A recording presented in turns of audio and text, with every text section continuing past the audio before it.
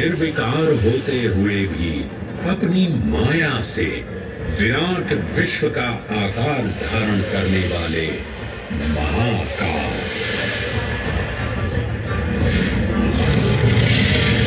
मेरुगिरी को धनुष और भगवान विष्णु को बाण बना दैत्यों के 3 पुरों का नाश करने वाले महाकाल। वो महाकाल जो तीनों लोकों में विद्यमान सभी शिवलिंगों में प्रधान है।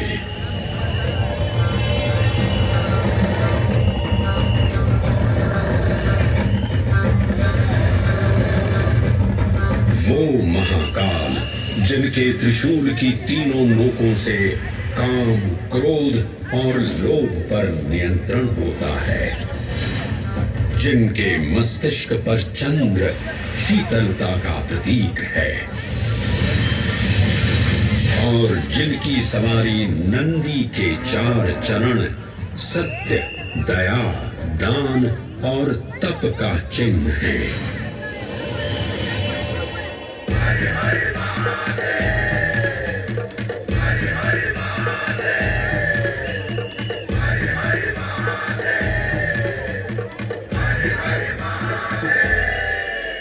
न पुण्यं न पापं न सौख्यं न दुःखं न मन्त्रो न तीर्थं न वेदा न यज्ञः अहं भोजनं नैव भोज्यं न भोक्ता चिदानन्दरूपः शिवोऽहं शिवोऽहम्।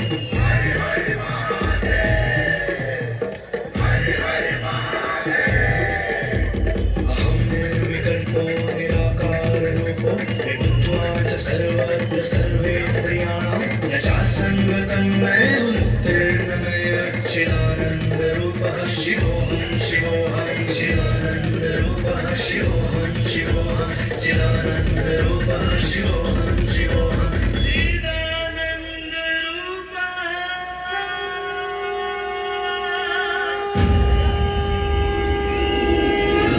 वराह पुराण में कहा गया है, नाभिदेशे महाकालस्तन्नाम्ना तत्र वै हरः, अर्थात नाभिदेश उज्जैन में स्थित भगवान महाकालेश्वर तीनों लोकों में पूजनीय हैं।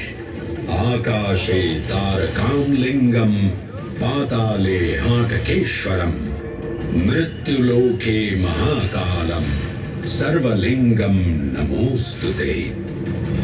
आकाश में तारक लिंग के रूप में, पाताल में हाटकेश्वर के रूप में और मृत्युलोक में महाकाल के रूप में स्थित भगवान शिव को प्रणाम। समस्त लिंग स्वरूपों में विद्यमान भगवान शिव को सादर नमस्कार। नाभिदेश उज्जैन का अटूट बंधन है महाकाल के साथ, जो महाकाल स्तोत्र में उल्लिखित है। उज्जयिन्यां महाकालम महाकालेश्वरम हरम महाकालम महायोगिनम नमामि पार्वती पतिम। तो चलिए मैं आपको कथा सुनाता हूँ किसी महान उज्जैन नगर की।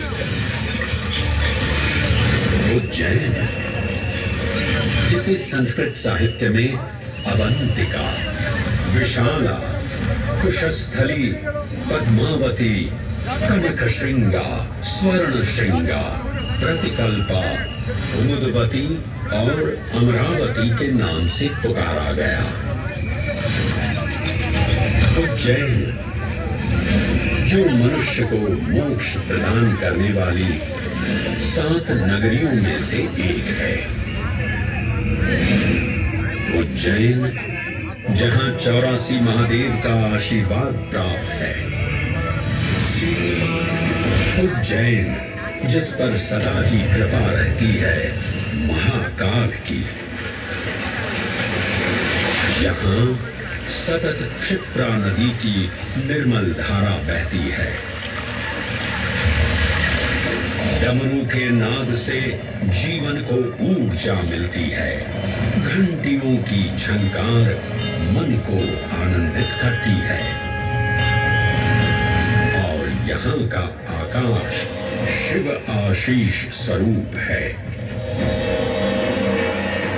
श्मशान ऊषर क्षेत्र पीठम तु मनमेव च पंचकत्र न लभ्यते महाकाल पुरद्दते। अर्थात यहाँ पर श्मशान, ऊषर यानी अनुपजाऊ भूमि, क्षेत्र अर्थात पवित्र भूमि, पीठ यानी शक्ति स्थान और मन अर्थात आध्यात्मिक शांति का स्थल पांचों एक ही स्थान पर उपलब्ध है। ये संयोग महाकाल की नगरी उज्जैन की महिमा को और गरिमामय बना देता है। उज्जैन के इस अलौकिक स्वरूप से प्रभावित हो महाकवि कालिदास अपने काव्य मेघदूत में लिखते हैं, हे जलधर, यदि महाकाल के मंदिर में समय से पहले तुम पहुंच जाओ तो तब तक वहां ठहर जाना जब तक सूर्य आंख से ओझल न हो जाए।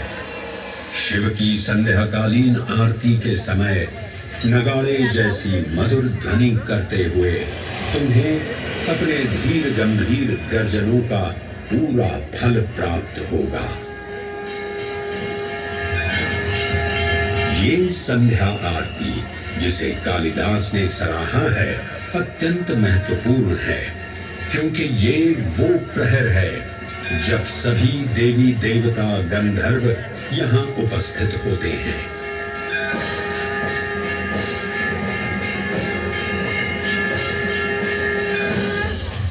उज्जैन की महिमा अद्वितीय है।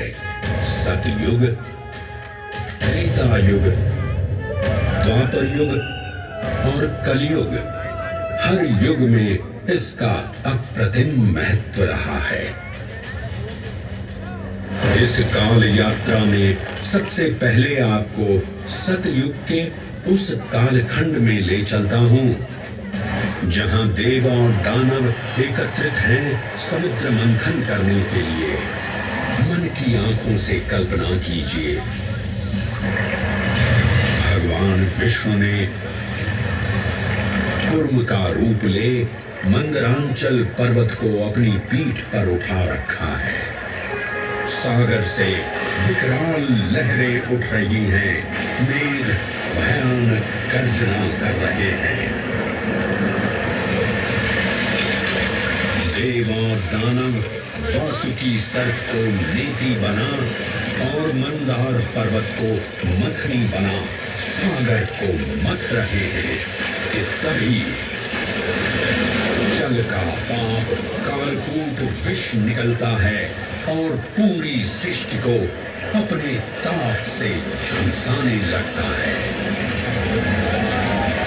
इस भयावह स्थिति में देवताओं और असुरों के बीच हाहाकार मचा दिया। ये कैसा अनर्थ है?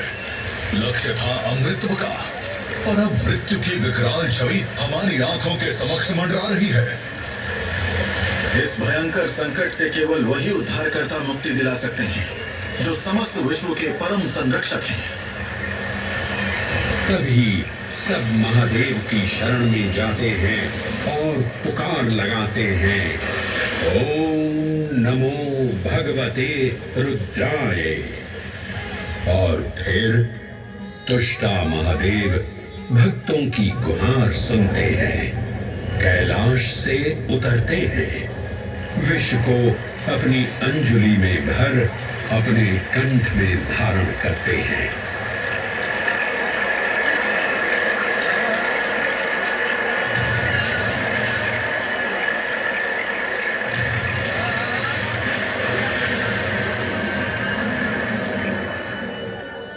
अंततो गत्वा सागर मंथन से अमृत कलश प्रकट होता है।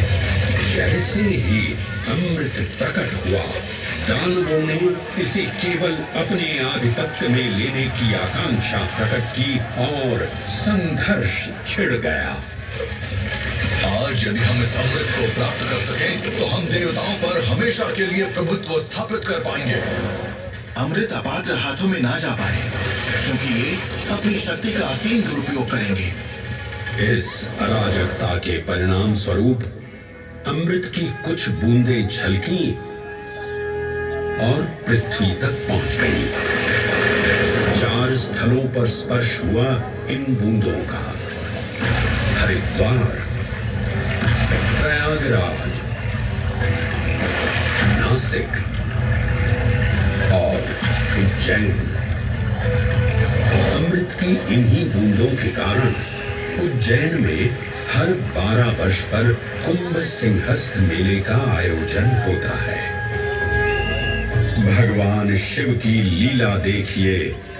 लोक कल्याण के लिए स्वयं विषपान किया और अपनी नगरी पर अमृत वर्षा करवाई।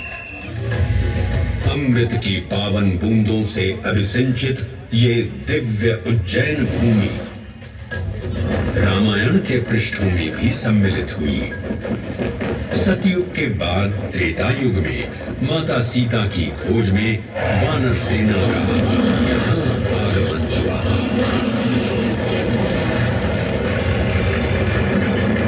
समय की इस यात्रा के माध्यम से अब प्रवेश करते हैं वाल्मीकि रामायण के किष्किंधा कांड में। जब वानर राजा सुग्रीव अपने यूथपतियों से सभी प्रमुख स्थानों पर जाने के लिए कहते हैं और उन्हें अवंती नगर यानी उज्जैन जाने का आदेश भी देते हैं।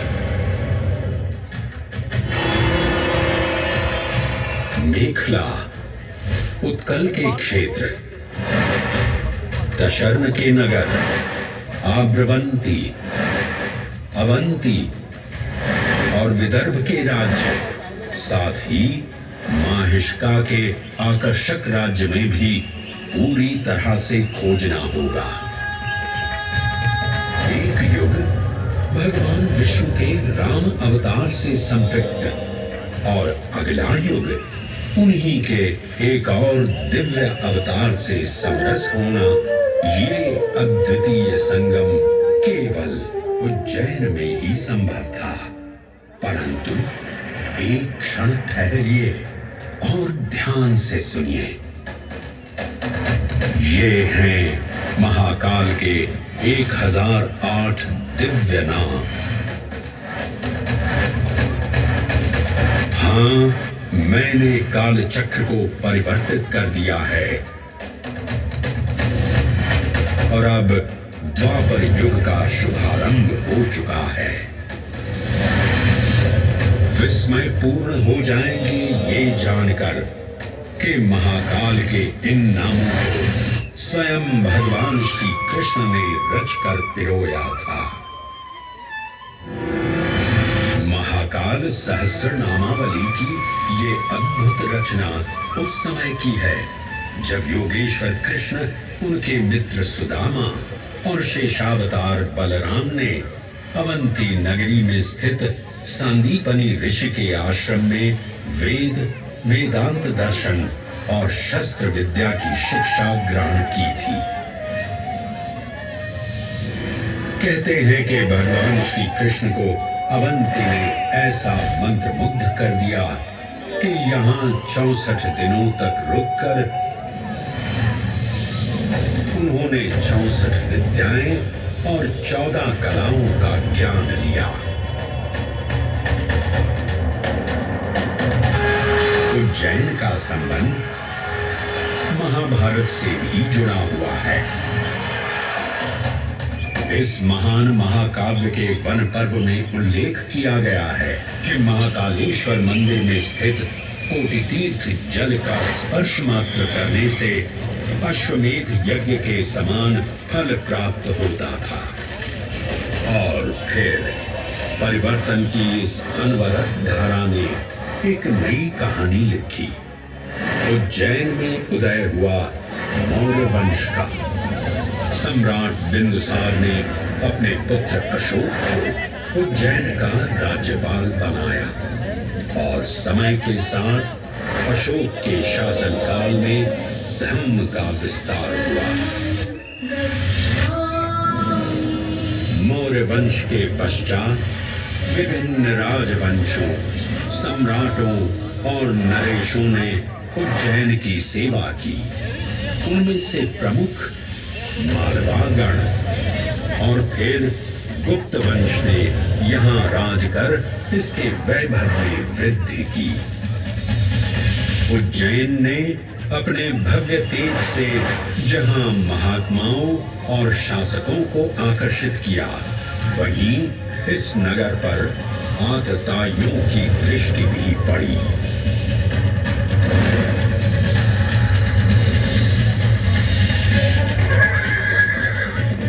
शक मध्य एशिया की खानाबदोश जनजाति थी, जिन्होंने उत्तर पश्चिमी और मध्य भारत के कुछ हिस्सों पर आक्रमण कर अपना शासन स्थापित किया।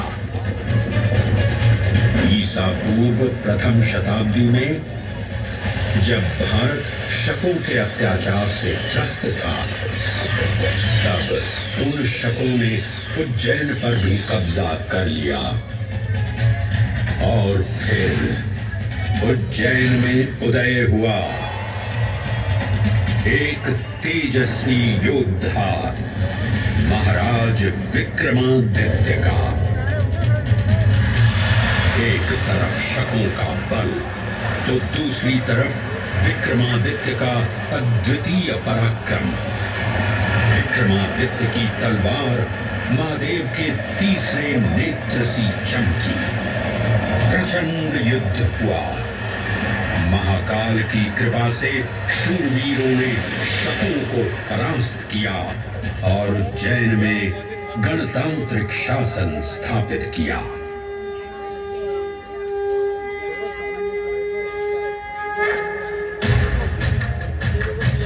इन्हीं महाबली विक्रमादित्य की राज्यसभा महाकाल मंदिर में ही प्रतिष्ठापित थी। आज भी इस मंदिर की घंटियों में विक्रमादित्य की वीरता और शौर्य की प्रतिध्वनि गुंजायमान होती है। राजा विक्रमादित्य और शकों के मध्य हुए युद्ध ने उज्जैन को कालचक्र से अभिन्न रूप से जोड़ दिया, क्योंकि जिस दिन उनको विजय प्राप्त हुई, उस गौरवशाली उपलब्धि के सम्मान में एक नवीन पंचांग का शुभारंभ किया गया, विक्रम संवत पंचांग। आज भी कई हिंदू पर्व और धार्मिक अनुष्ठान विक्रम संवत पर आधारित हैं।